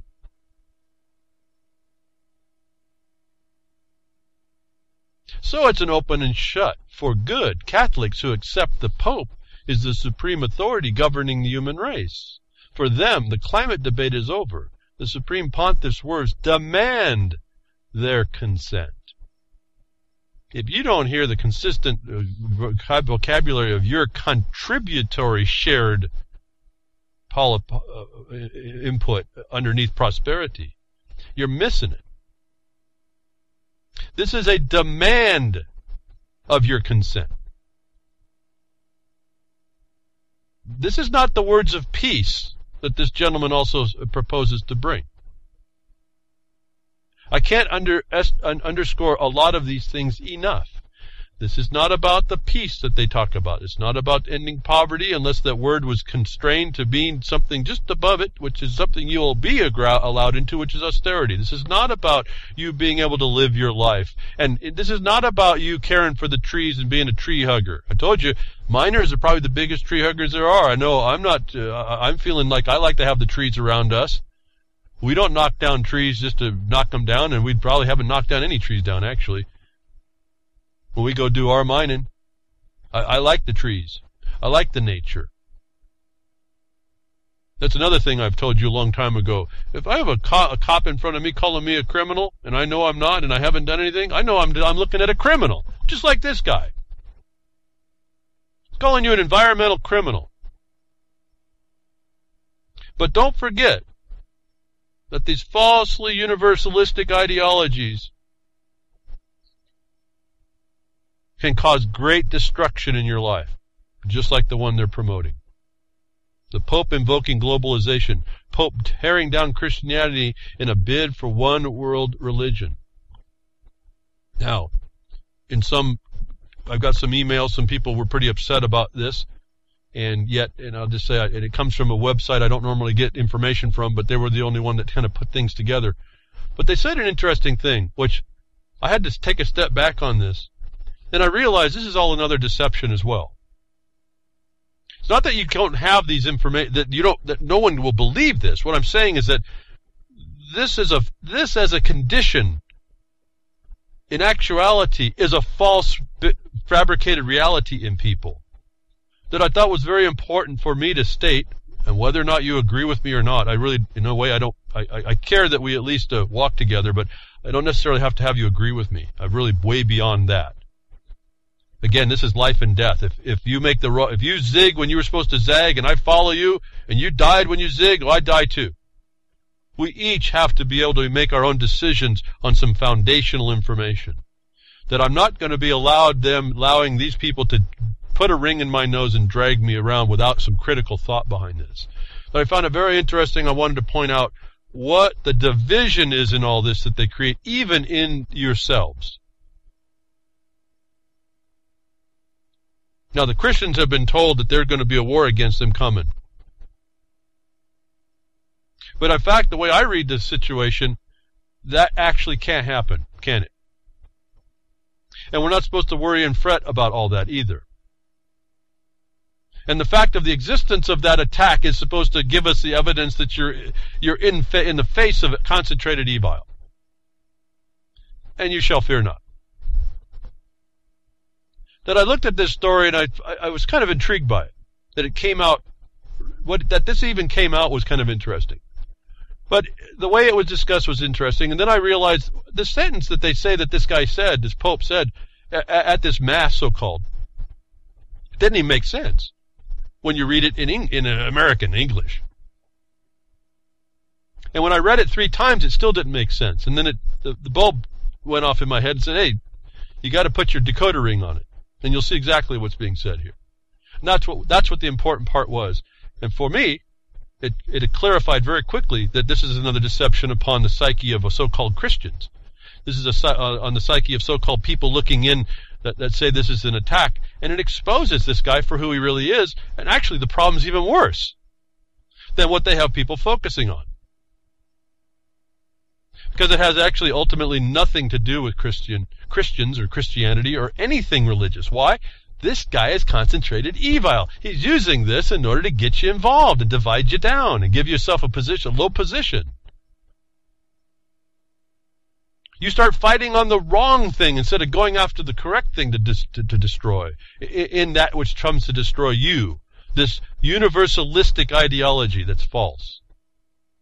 Closing an event that Pope Francis followed in his Mass in Francisville, which the Archbishop of Archdiocese of Philadelphia renamed the city during the Mass at the Cathedral Basilica at St. Peter and Paul. Francisville. What authority do you have to do that?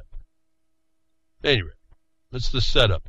The arrogance of these people, I guess, is the only thing I'm highlighting there. He delivered, this Pope, Francis, a pretty shocking words stating that no shame to his flock that, quote, we need to remember that we are followers of Jesus Christ and his life, humanly speaking, ended in failure, the failure of the cross.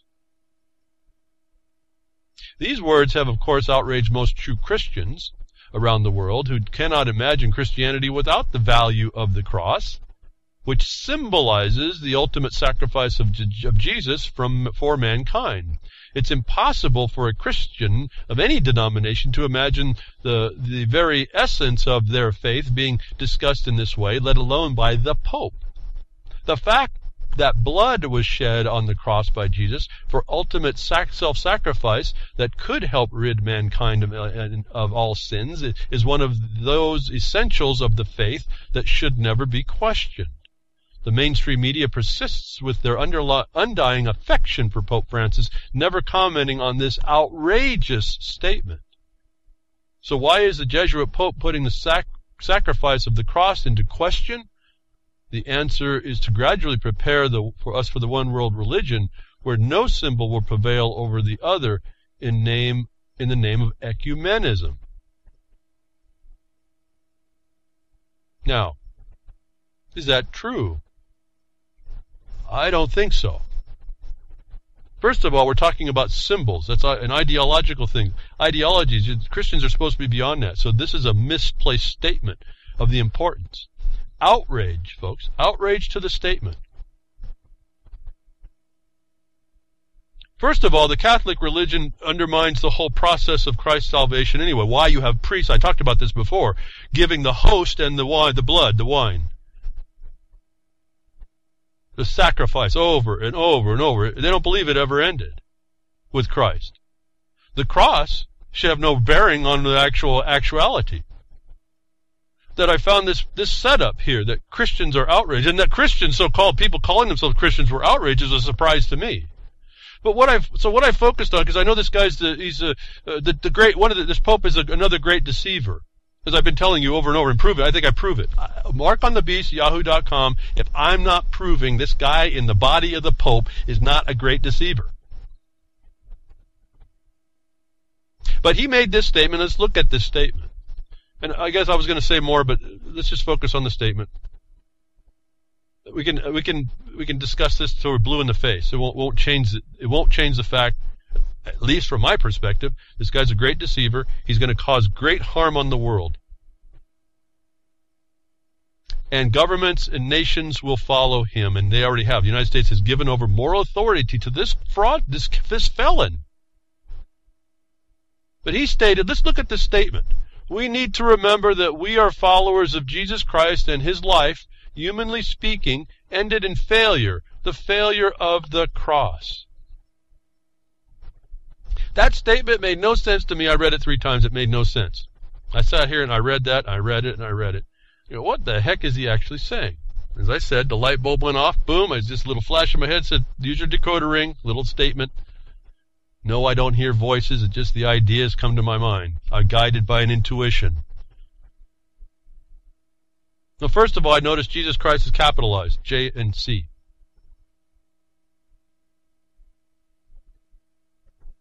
What I noticed very secondly was what? His interjection of a limitation on the statement. Humanly. Not actually found in the Bible.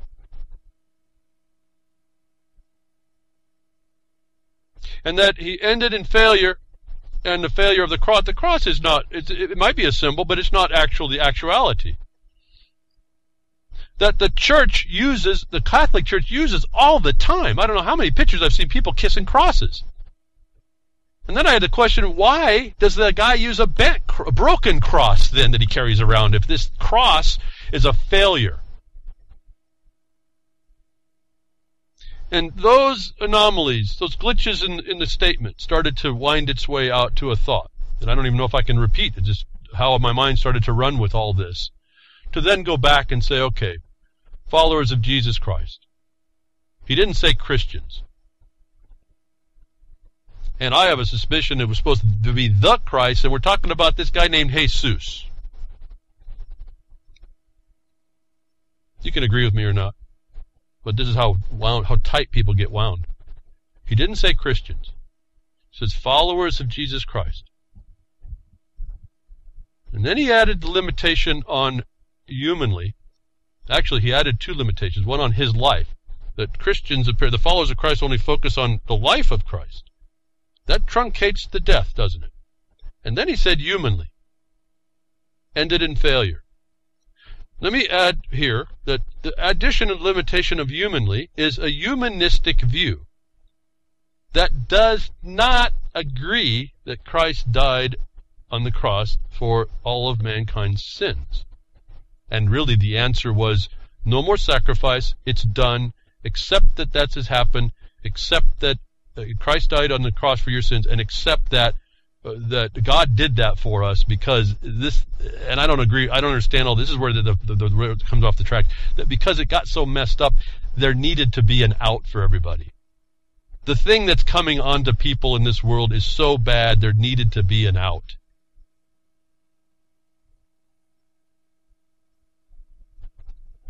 How fickle choice given to somebody is. That the humanly, adding the limitation of humanly speaking is a humanistic imposition of what they're claiming to be a failure of the cross, when in fact they don't even regard the cross, these people. Humanists don't believe in that. The cross is a failure in their view anyway. This is not a Christian view to start with. He did not say we need to remember that we Christians acknowledge that the end of the death of Christ ended in failure. He doesn't say that. He talks about it humanistically. And humanists don't believe in this. It ended in failure because they don't believe in that. And what this guy is saying as a pope is, I'm a humanist, and you, because we don't have a salvation, you're going to have to now agree with me. That I'm the moral authority over this earth. You are the fallen, and you'll do as I demand.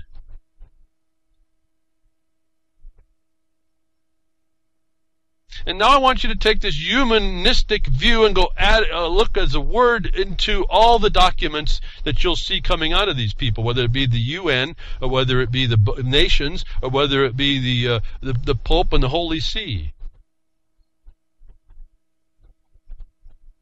They don't talk actually to man and women.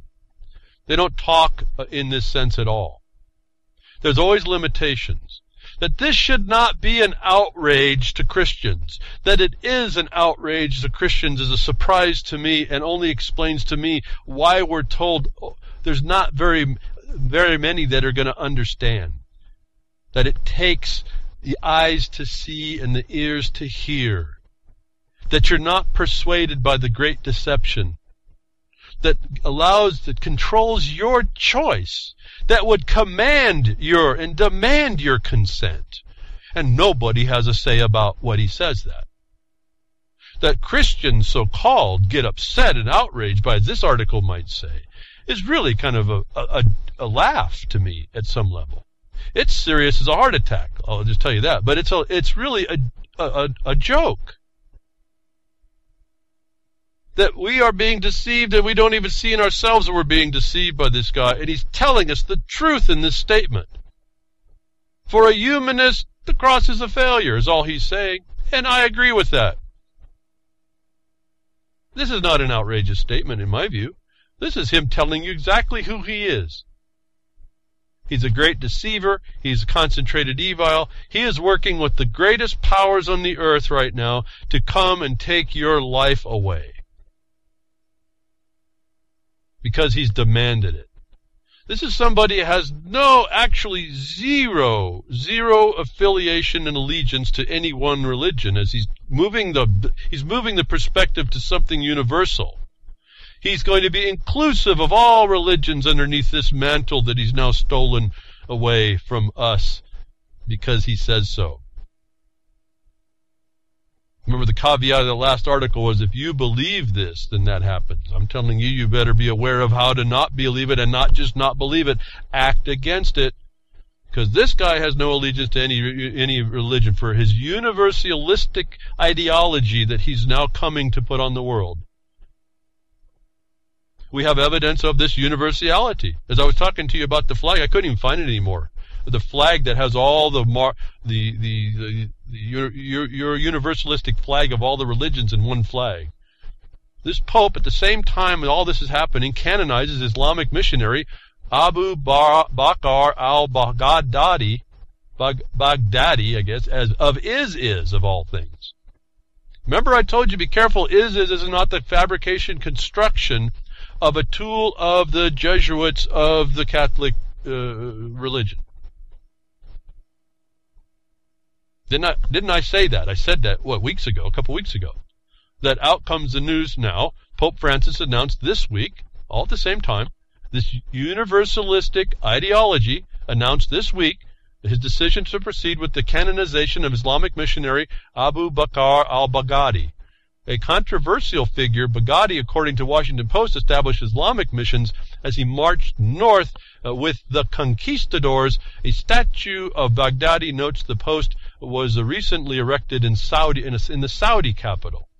Francis informed audiences present from the announcement that Baghdadi was one of the founding fathers of the Islamic State and provides a saintly example of Quran's universality.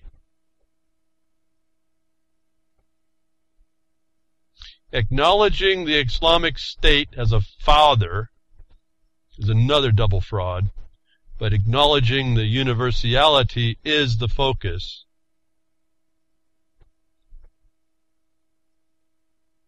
You're watching the falsely universalistic ideology forming right before your eyes. It's also putting on the false universality imposition of climate change as a political and commercial imposition for your economic servitude. The same guys doing the same type of thing. Everything's going to be underneath the control of this evil.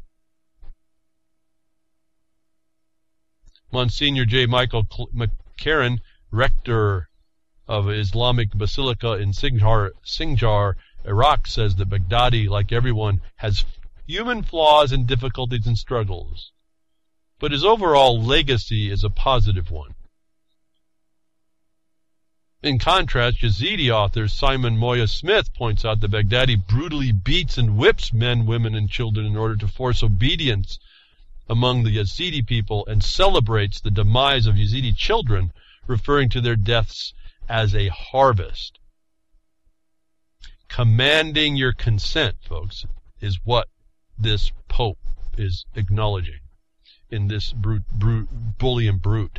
He continues that the Yazidis who refuse to voluntarily enter Baghdadi's mosques are kidnapped and then held captive within mosque parapets, where they are subjected to an unforgiving regime, as that has claimed the lives of 62,000 Yazidis and devastated their civilization, bringing about the extinctions of numerous entire towns.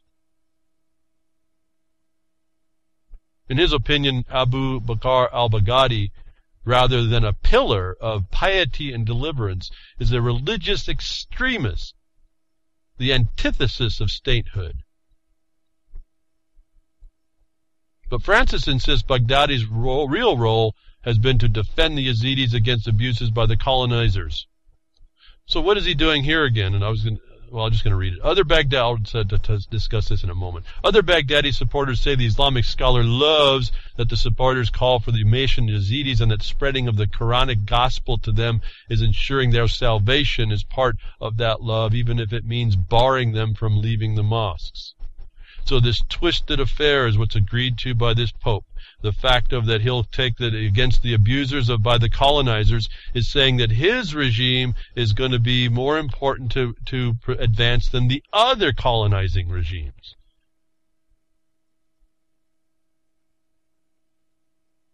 That he is willing to let somebody come into town and destroy it for their own good should be of some concern to you. This is the Pope allowing this. That these falsities that he's establishing, that are falsities that come into your life and destroy you underneath this statement that they're good, should concern you. That climate change and sustainable development is in every town and hollow in this country, United States of America, and everywhere actually, should actually concern you. If you don't see this as a reflection of that military state that's on us, you're not paying attention.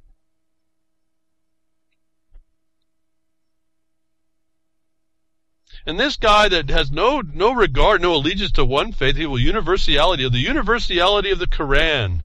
See, it doesn't matter. They're not focused on that. They're going to have another imposed religion on top of that they'll demand your consent over. But in the meantime, this Pope wants to make you feel sorry for him, I suppose. Going to humanize him a bit. The Pope feels used by fake friends. I thought this was pretty interesting. For someone that's all-powerful, he sure is a weenie.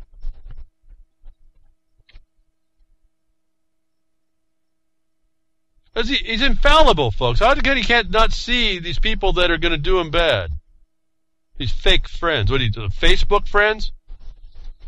Pope Francis says he's felt used by people claiming to be his friends since he became pontiff in a radio interview, touching on the personal side of his papacy. So you're going to put a friendly face on concentrated evil. It all comes at the same time, folks. This is the propaganda wave that's hitting people right in their face. You and I may not agree with that on the surface. Some of us will actually act against it and try and work hard to stop this. Others will not.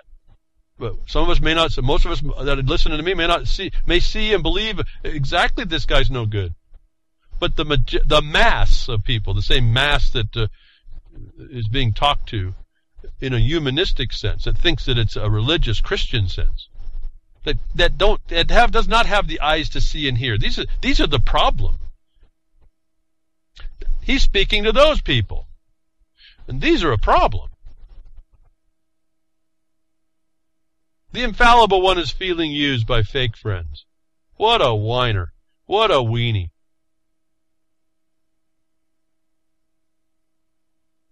I never had so many quote-unquote friends as now. Everybody is the Pope's friends. Francis said in a telephone interview with the radio station Millennia in a native Argentina. I felt used by people who presented themselves as my friends and whom I had seen more than once or twice in my life. They have used that to their own benefit, but it's an experience we will all go through. So enough on the whiner. See, this is just to make a distance between what's going on and the actual action. Remember, not only does he have this technique, you got the general back there doing whatever they're going to do. Can be completely contrary. This allows him to be more personable to people who don't understand and give him an out, doesn't it? I would have, as I think about it, I think I would have wanted to know who he feels is not, or fake friends, because I'd want to go there to see what dastardly deed they were going to be doing that he could distance himself from. I feel used by fake friends. Pathetic, folks. This is the moral authority of the globe. You think some of those fake friends might have been the IPCC, and he just found out? Highly unlikely, but it was a fun thought, wasn't it? You think his fake friends might be those at the UN?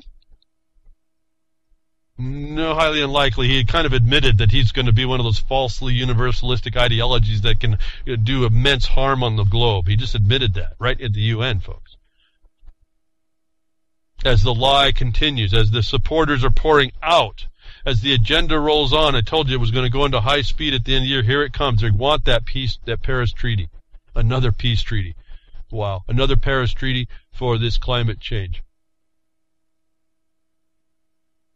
And the serious part of this is not as a treaty is very serious, but I mean the point of it, all this is already in your countries is the problem.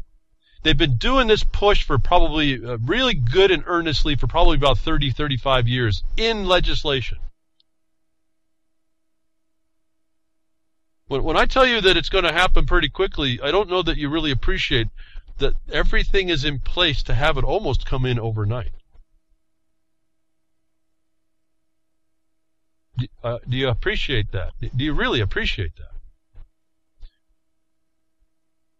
And if you do appreciate that, what does that mean to you? What's that appreciation mean to you?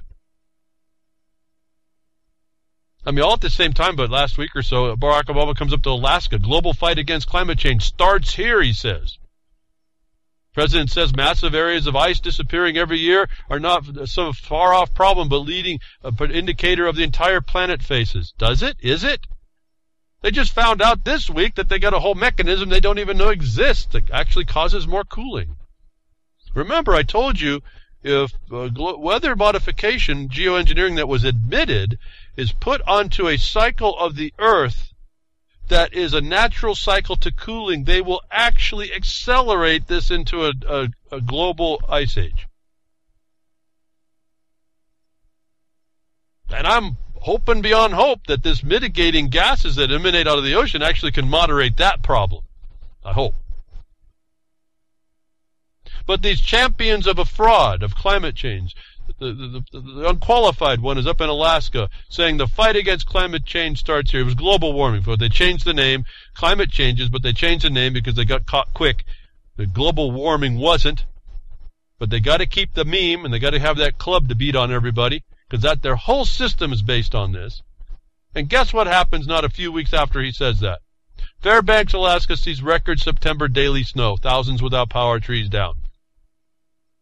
You think? The Pope just said that global warming is a fact. The infallible one said that this is the thing that's going to be imposing upon, demanding your consent to stop in determining, making rules against your production and your consumption. Your production is your wealth, folks. MIT study warns about the dangers of geoengineering and weather modification. It's finally coming out. They got to do something to tell you that it's off the hook, folks. They're giving you all the notice in the world to say, we told you, and you did nothing. We heard crickets. We kept going. As humanity works to avoid the further environmental ecological destruction to the planet, scientists continue to search for possible solutions to the numerous issues facing our species. One of these proposed solutions has been the science of geoengineering. According to a 2013 congressional report, the term geoengineering describes this area of technologies that aim through large-scale and deliberate modification of the Earth's energy balance to reduce temperatures and counteract anthropogenic climate change. Most of these technologies are at the conceptual and research stages, and their effectiveness at reducing global temperatures has yet to be proven. Moreover, very few studies have been published that test the costs, environmental effects, social political impacts, and legal implications of geoengineering. If geoengineering technologies were to be deployed, they are expected to have the potential to cause significant transboundary effects. And I can go on and on and on and on reading. And so here's right here, if you just read and you've been listening to me at all, here is a sentence that you could use in every administrative rule that they come out, talking about and utilizing climate change as any kind of cause. First of all, that it's anthropomorphic cause in face of the fact that the oceans are a living organism. The ocean is a living organism that produces way more isopropanes and carbon dioxide and methane than you can imagine. Literally. But more importantly, it says for the standpoint of administrative solutions that you might be listening for, some real on-the-ground type things, is that they say right here that there is few studies that have been published that document the cost, environmental effects, social political impacts, and legal implications of geoengineering, which if you just put that in a sentence to a comment against a rule, anywhere, whether that be state or federal, that would be, and then persist to ensure that they produce the studies, you would defeat every rule, or you would be able to have the standing to enjoin every rule that came underneath the moniker of climate change. First, that it's a fraud, that it can be caused by man as a sole cause. In other words, they haven't done what NEPA says to protect the environment. That's mankind's environment, the thing that never gets talked about in these issues. Because nobody with a care about these production and consumption issues, these prosperity, wealth, actual wealth-driving conditions have spoken up yet. That if you were that one, and you just said that statement, that these studies have not been done, you could kill a majority, if not all, of these rules and legislations. That I'm telling you right here in this article is one of the parts of the puzzle that you can step up and actually stop, at least be a major stick in the spokes that I'm asking all you all to be in your little part. It's right there, right in that one sentence. If you just said that much, you could be the difference that you're expecting to see other people to do. Thank you very much for tuning in today. I hope that was more information for you. I don't know, just information, tools to use, reasons, realities, logics to hit, ways to approach certain things. Donate to Grimner at reallibertymedia.com to keep the servers going.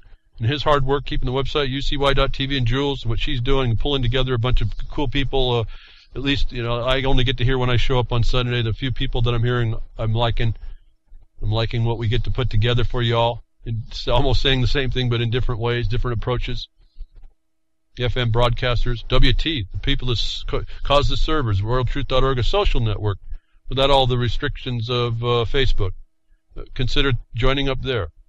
I'm a little bit inadept about all that, but it doesn't matter. You do have a choice, and you do have a part to play in this. Again, the silent war against you is won by your silence. I can't say it any clearer than that. And your statements, your participation, your persistence is the difference against these criminals, these global psychopathic criminals. Take care.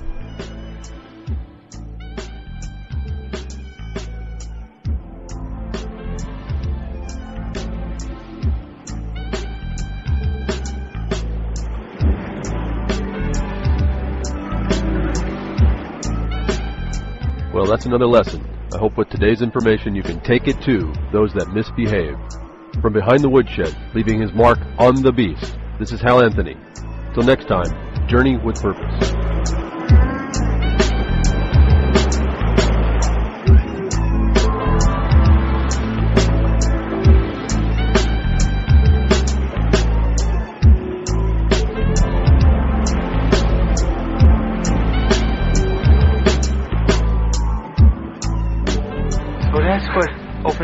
can of whoop-ass feels like.